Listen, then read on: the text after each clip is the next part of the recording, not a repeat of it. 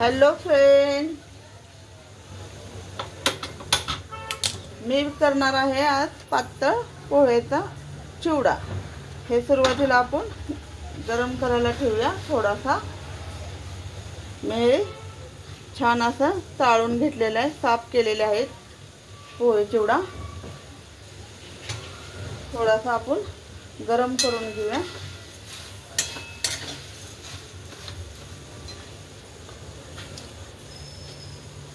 चिवड्याला लागणारं साहित्य बघूया आपण। मी इथे घेतलेली आहे हिरवी मिरची, इथे घेतलेलं आहे थोडंसं खोबरं, फुटाण्याची डाळ, शेंगदाणे, थोडंसं तीळ आणि पिठी साखर, मीठ आणि कढीपत्ता घ्यायचा आहे। आता आपण हे पोहे चिवडा छान असा गरम करून घेऊया।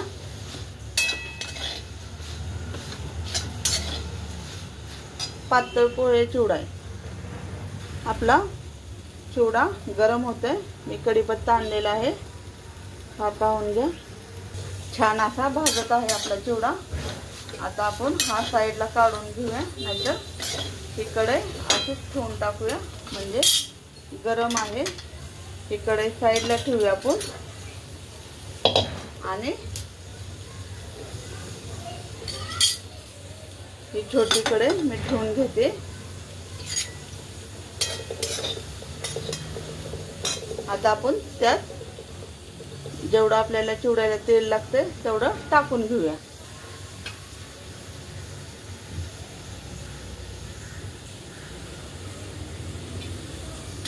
बस झाला आपला चिवडा, थोडासाच आहे। आता आपलं तेल छान असं तापतंय। आपण हे पहिले सुरुवातीला शेंगदाणे टाकून घेऊया, छान असं खरपूस भाजून घेऊया। छान असे भाजतात आपले शेंगदाणे।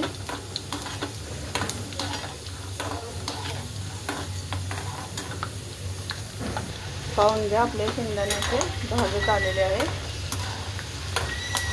इकडे अशी पोह्याची बाजूला ठेवलेली आहे। आता आपण त्या पोह्याच्या कढईमध्ये काढून घेऊया।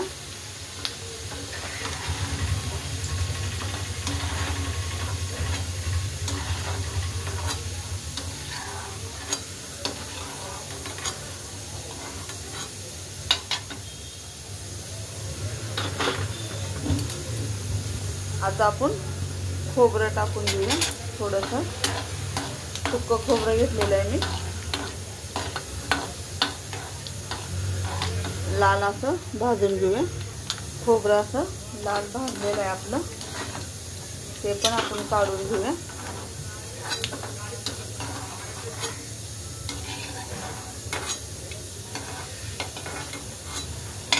या प्रकारे मी काढून घेतलेलं आहे। आता आपण फुटाण्याची डाळ टाकून घेऊया।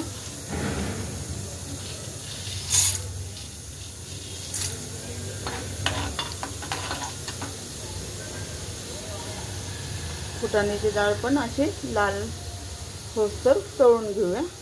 फुटाण्याची डाळ लगेच लाल होते, तेल तापलेलं असल्यामुळे ते पण आपण काढून घेऊया।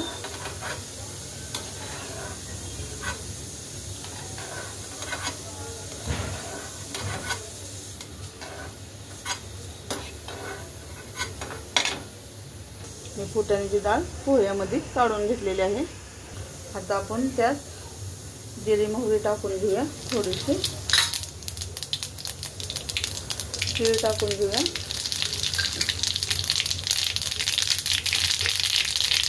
लाल मिरची टाकून घेऊया, कढीपत्ता पण टाकून घेऊया आणि तेलामध्ये कोथिंबीर पण टाकून घेऊया।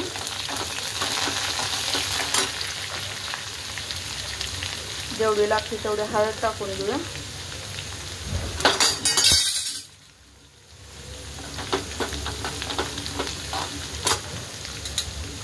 थोडंसं लाल तिखट टाकून घेऊया कलर येण्यासाठी।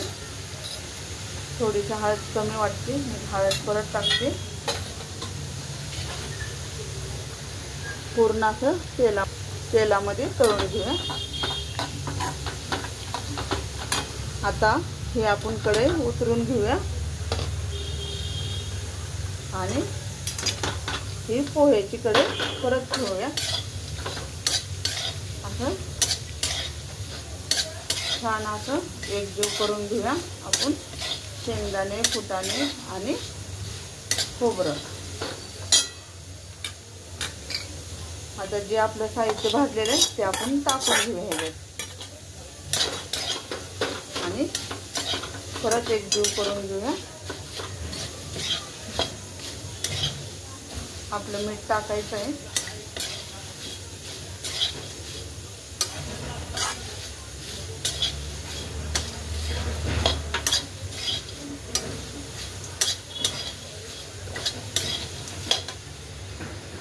आपण पूर्ण एकजीव करून घेतलेला आहे। पाहून घ्या कुठं पांढरे पोहे नाही आपले।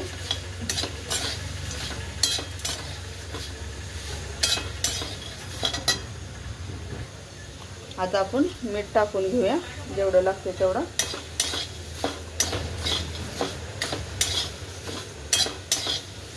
आता आपण पिठी साखर पण टाकून घेऊया ह्याच्यात। परत आपण एकजीव करून घेऊया। गॅस चालूच आहे, बंद नाही केला अजून। छान असा आपला कुरकुरीत झाला पाहिजे। प्रवासाला जाताना असा पोहे चिवडा खूप छान लागतो खाण्यासाठी।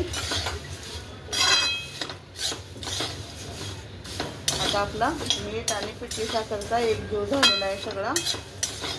आता आपण गॅस बंद करते मी आणि तुम्हाला एका प्लेटमध्ये काढून दाखवते।